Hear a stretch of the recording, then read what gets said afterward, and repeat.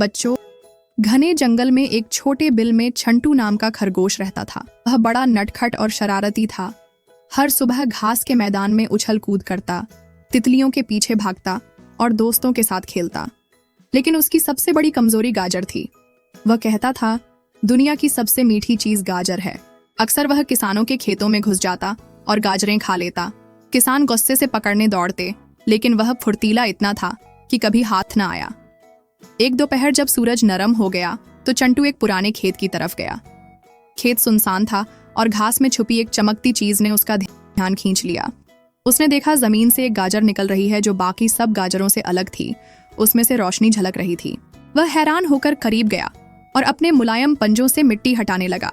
जैसे ही बाहर आई तो वह सुनहरी रोशनी से जगमगा रही थी। चंटू ने दंग रहकर कहा, सुभान अल्लाह, ये कैसी गाजर है। उसने एहतियात से उठाया तो अचानक गाजर बोली, छोटे खरगोश, डर मत, मैं कोई आम सब्जी नहीं बल्कि एक जादुई। चंटू के कान खड़े हो गए। वह कांपते हुए पीछे हटा और बोला, गाजर बात कर रही है। मेरा राज हर किसी को नहीं पता, लेकिन तुमने कहा, तो क्या तुम मुझे खा लोगी? गाजर फिर हंस पड़ी। नहीं बेवूंगी, बल्कि अगर तुम वादा करो कि हमेशा नेक दिल रहोगे, झूठ नहीं बोलोगे और दूसरों की मदद करोगे, तो मैं तुम्हारी जिंदगी आसान कर दूंगी। चंटू की आंखें खुशी से चमकने लगीं। चंटू ने फौरन कहा, मैं वादा करता हूं कि हमेशा नेक रहूंगा। गाजर से रोशनी निकली और उसके दिल में सुकून उतर गया। अगली सुबह उसने गाजर को बिल में छुपा दिया और खेलने निकल गया। एक नन्ही चिड़िया का घोंसला जमीन पर गिर गया था। बाकी जानवर हंसने लगे, लेकिन चंटू आगे बढ़ा और घोंसला दोबारा पेड़ पर रख दिया। चिड़िया खुश होकर बोली, अल्लाह तुम्हें खुश रखे, तुमने मेरी जान बचा ली। चंटू ने दिल में सोचा, ये जरूर जादुई गाजर की बरकत है। लेकिन उसके दिल को अंदाजा भी नहीं था कि जंगल में एक नई मुसीबत सर उठा रही है। दूर था, वह धाड़ रहा था कि आज मैं सबको खा जाऊंगा। चंटू का दिल धड़कने लगा। वह दौड़कर अपने बिल में आया और गाजर से बोला, ए जादुई गाजर, मदद करो, एक खतरनाक भेड़िया आ गया है। गाजर ने आहिस्ता से कहा, डरो मत चंटू, अगर तुम सब जानवरों को इकट्ठा कर लो तो तुम लोग उस भेड़िए को भगा सकते हो। चंटू ने गहरा सांस लिया और अज़्म से कहा, ठीक है, मैं सबको इकट्ठा करूंगा। चंटू ने गहरा सांस लिया और जंगल के सब जानवरों को जमा करने के लिए निकल पड़ा। सबसे पहले वह हिरन के पास गया और कहा, सुनो भाई, हिरन, एक बड़ा खतरा हम पर आ रहा है। पहाड़ों से एक भेड़िया आया है जो सबको खा जाने की बातें कर रहा है। हमें इकट्ठा होकर आ गया, लेकिन बोला, अगर हम सब साथ हों तो शायद हम उसे भगा सकें।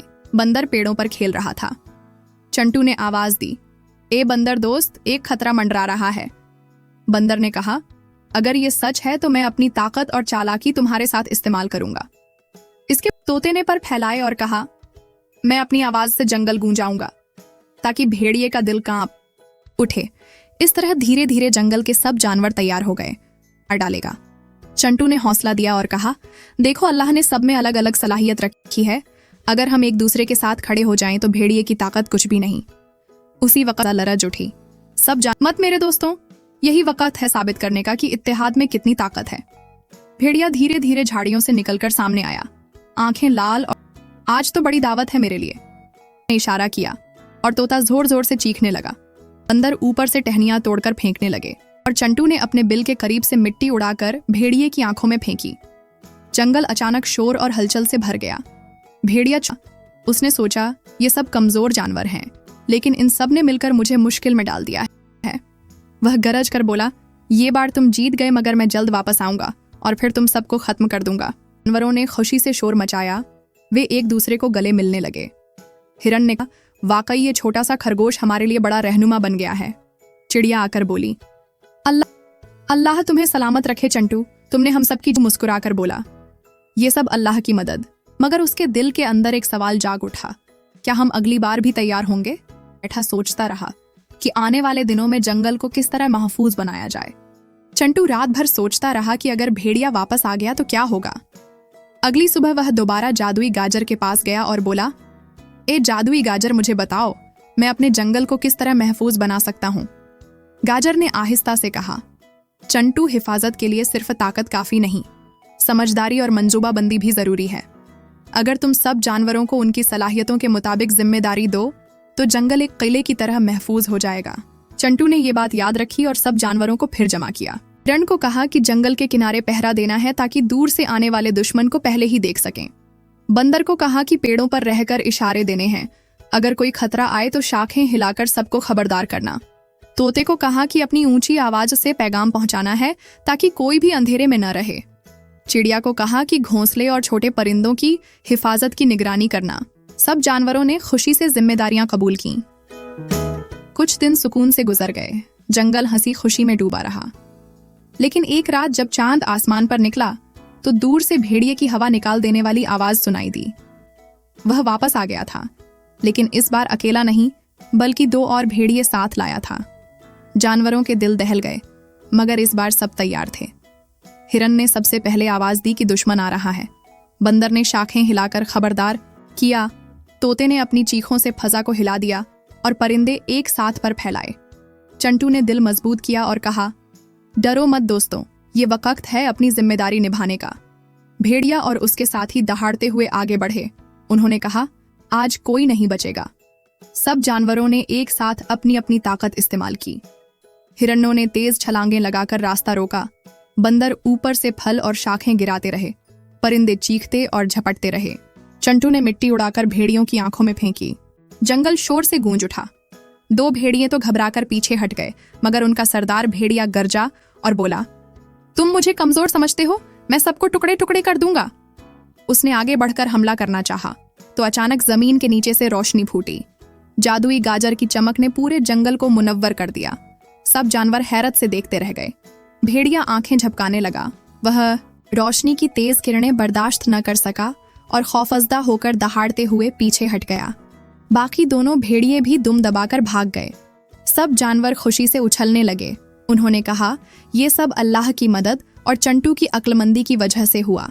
लेकिन चंटू के दिल में ये ख्याल आया कि अगर भेड़िया एक दिन फिर ज्यादा ताकत लेकर आ गया तो। ये सोच उसे रात भर बेचैन रखती रही और वह जानता था कि असल इम्तिहान अभी बाकी है। चंटू रात भर करवटें बदलता रहा। उसके दिल में डर भी था और अज़्म भी कि अगर भेड़िया फिर आया तो इस बार वह जंगल को हमेशा के लिए महफूज बना देगा। सुबह होते ही वह फिर जादुई गाजर के पास गया और बोला, ए जादुई गाजर, अब मुझे कोई ऐसा रास्ता बताओ जिससे जंगल की सलामती हमेशा कायम रहे। गाजर ने कहा, चंटू, असल ताकत सिर्फ जिस्मानी नहीं बल्कि दिल की नेकी और ईमान की सच्चाई है। अगर सब जानवर अल्लाह पर भरोसा रखें और एक दूसरे के साथ सच्चाई और मोहब्बत से जुड़ जाए तो कोई दुश्मन उन्हें नुकसान नहीं पहुंचा सकता।